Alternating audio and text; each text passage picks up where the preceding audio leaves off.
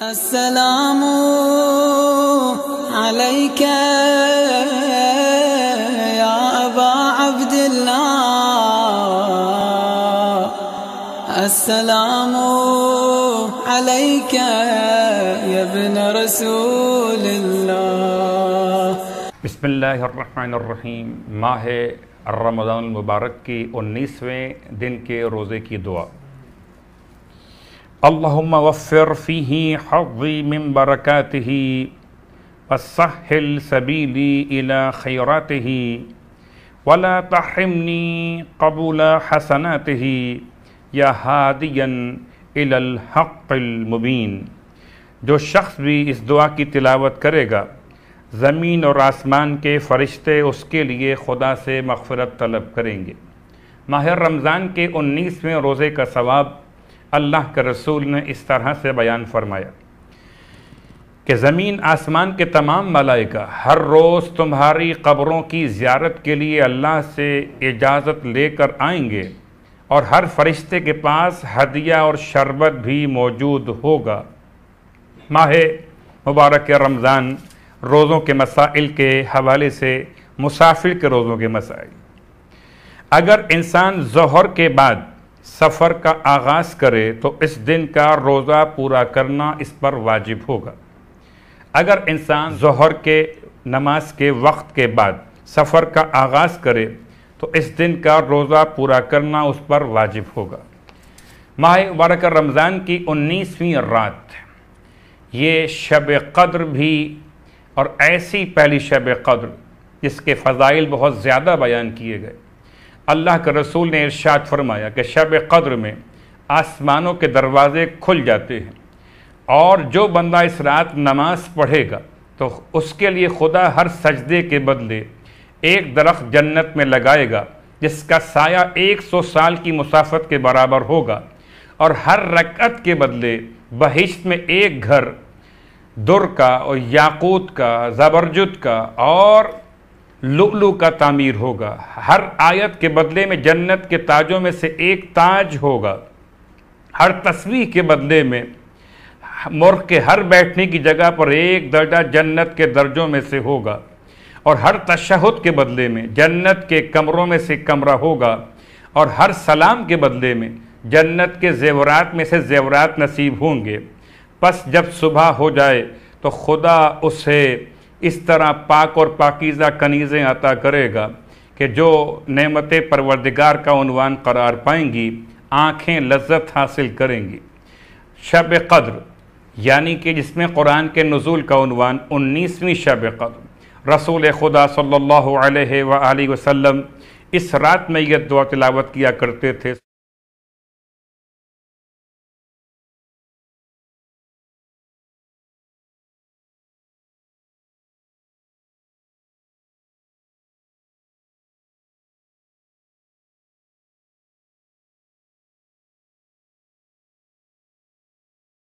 ماہ مبارک رمضان کی پہلی شب قدر 19ویں شب کے اعمال مشترک۔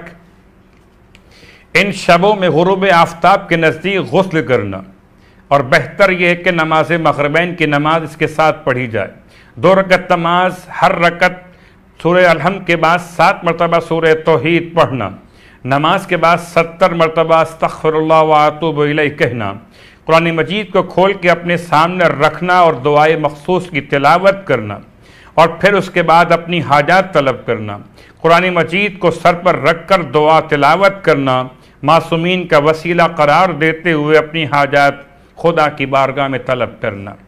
19ویں شب قدر کے مخصوص اعمال: غروب آفتاب کے نزدیک غسل کرنا، محمد اور آل محمد پر درود بھیجنا، 100 مرتبہ استغفر اللہ ربی واتوب الیہ کہنا، 100 مرتبہ اللہم العن قتلۃ امیر المومنین کہنا، 100 رکعت نماز پڑھنا، 2 رکعت کرتے ہوئے دعائے جوشن کبیر پڑھنا، اور زیارت امام حسین علیہ السلام پڑھنا۔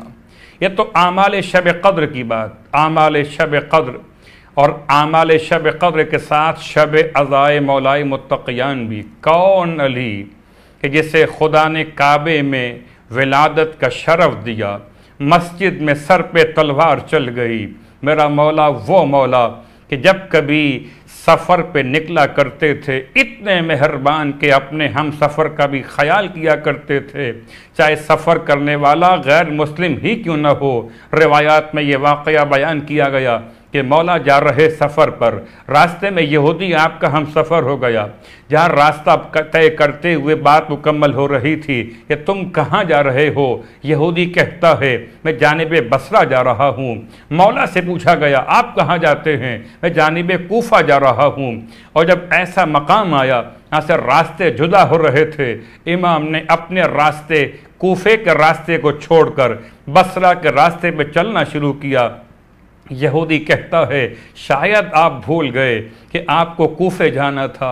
امام فرماتے ہیں میں بھولا تو نہیں، البتہ جو اسلام نے حق ہم سفر کو بیان کیا ہے میں اس کو ادا کر رہا تھا۔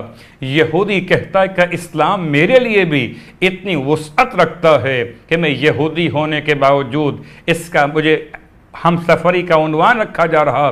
ایک مرتبہ امام کے ہاتھ پہ اسلام قبول کر لیتا ہے، جو 2 قدم چل کر یہودی کو راستے پہ لے آئے اسے علی کہتے ہیں، جو سوتے ہوئے ابن ملجم کو نماز کے لیے اٹھائے اسے علی کہتے ہیں۔ لیکن ادھر میرے مولا نے رکعت اول نماز فجر کی تمام فرمائی تھی اور سجدے کے لیے سر رکھنا چاہتے تھے یا دوسرے سجدے سر اٹھانا چاہتے تھے کہ عبد الرحمن ابن ملجم نے امام کے سر مبارک پر ایسا وار کیا کہ زمینیں دہل کے رہ گئیں۔ منادی نے ندا بلند کی کہ امیر المومنین وسیع رسول خدا قتل کر دیے گئے۔ ماتم برپا ہوا، بیویوں نے امام کے غم میں آنسو بہانا شروع کیے۔